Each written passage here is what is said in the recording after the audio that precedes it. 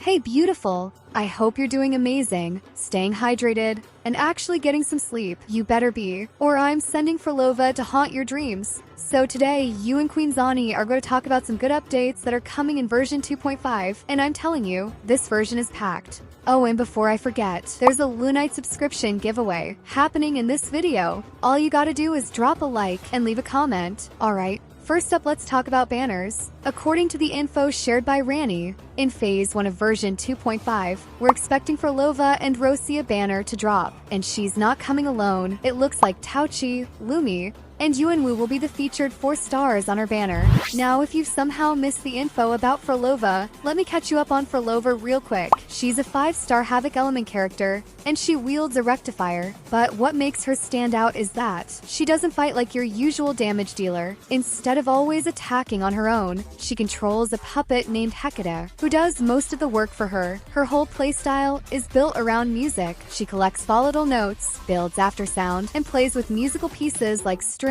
winds, and cadenza. The more smoothly you manage these resources, the more powerful and fluid her damage becomes. What makes her really fun is just how beautifully everything connects. Her stacking buffs give her insane scaling. Her puppet brings variety and power. Once you get used to her timing and resource management, she becomes one of the most stylish and satisfying characters to control. Then we roll into Phase 2 of version 2.5. No new 5-star here, but get excited because Cantarella and Brant are both expected to rerun. Alongside them, Danjin, Mortify, and Yang Yang will likely show up as the 4 stars on rotation. A stack lineup, honestly. So, which banner are y'all pulling on? Comment section is open, and Queen Zani wants answers. Next, let's talk about echoes and bosses, because 2.5 is shaking things up. First off, we're getting brand new Nightmare echoes, which are already sounding terrifying and fun. But more importantly, a new Overlord class boss is coming, and its name is Fenrico. Just the name gives me goosebumps. And remember that early tease about a 3-piece echo set? Yup, it's real now. Version 2.5 is bringing us the new 3-piece Nightmare Echo set. This set lets you use the Sound Corpse skill to literally transform into a nightmare, leap up,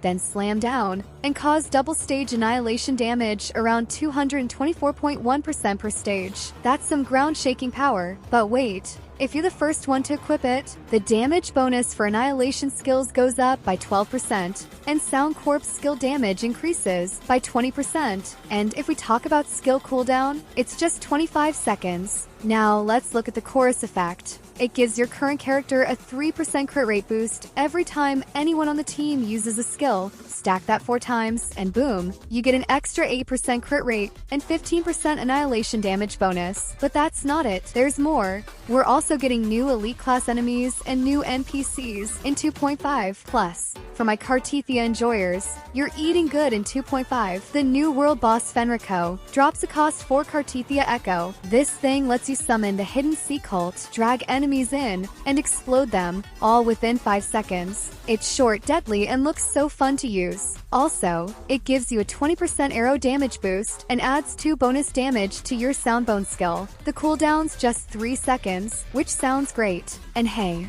if you want to catch every juicy update, banner info, or event breakdown for version 2.5, come hang out in the TGN Discord. Now, let's get into the events because 2.5's got quite the schedule. First up, Dream Immerse the Seabed, which is also called Dreaming Deep. This event is getting a huge update. 600 new stars, 11 skill points added to the film and TV theory path, 31 new scripts, and even a metaphor. There are new challenge sections tied to movie list missions, new endings to unlock, and even a seabed score. Prop you earn for photography collection. I swear this is less like a game and more like interactive cinema at this point.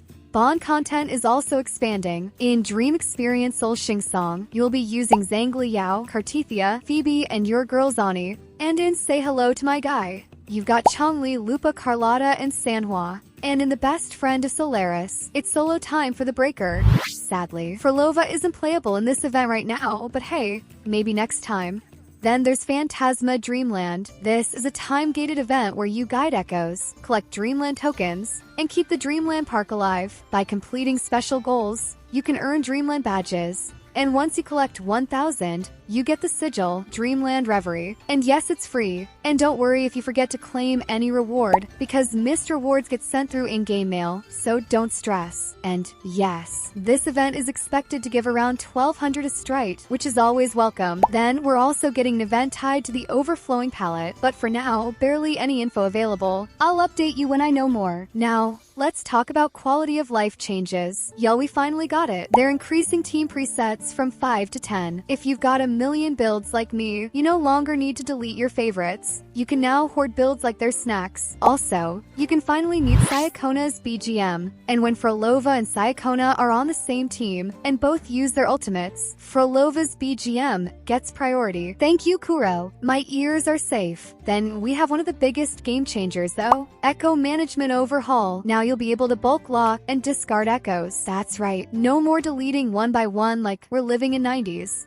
Also, you can now set up multiple echo management plans based on stats, sound quality, cost, and effects. Echoes can be automatically locked or flagged as trash based on these rules. And if an echo meets both lock and discard conditions, it gets locked. You can also import multiple recommended plans, but fair warning, they don't cover every combo, so you'll still need to enable them manually. Still, this feature is going to save us so much time. Let me know in the comments how you're planning to use it. Now, just before we wrap, some small but important stuff. Kuro is adding an age verification system soon. Basically, you'll have to confirm that you're of legal age in your region. If you're not, a parent or guardian needs to agree to the terms. Standard stuff, but good to know it's being implemented. Then there is rumor about upcoming skin. So, according to Wuwa Guy, there's a possible new skin coming, and it might be for Shorekeeper. And it's bride-themed, like actual wedding vibes. If you've played PGR, you already know how stunning Lucia's bride skin was. So if this is true, I'm throwing my Astrite. And that's everything I've got for now. If I get more updates, you already know Queen Zani is going to drop them right away. And hey, if you've watched till the end, you're not just a viewer, you're a legend.